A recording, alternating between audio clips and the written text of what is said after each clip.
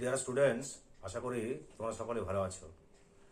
মাধ্যমিকের পর এবার উচ্চ মাধ্যমিকেও অর্থাৎ উচ্চ মাধ্যমিকের ফোর্থ সেমিস্টারে অঙ্ক প্রশ্নপত্র নিয়ে বিভ্রান্তি।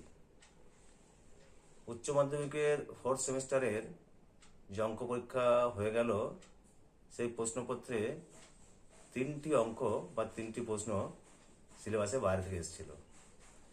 এই 3টি অঙ্কর মধ্যে একটি ছিল 2 মার্কসের এবং দুটি ছিল 4 মার্কসের, অর্থাৎ মোট নাম্বার আছে 2 + 4 + 4 অর্থাৎ 10 নম্বর। তাই যে সমস্ত ছাত্রছাত্রীরা এই 3টে অঙ্ক অ্যাটেম্প্ট করেছো অর্থাৎ করার চেষ্টা করেছো, তারা কিন্তু অবশ্যই 10 নম্বর পেয়ে যাবে।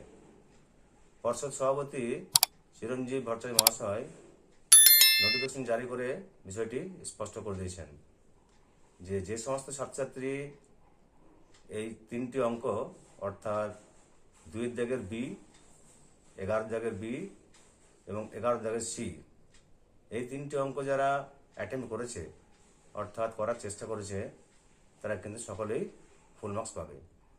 তাই তোমাদের চিন্তার কোনো কারণ নেই।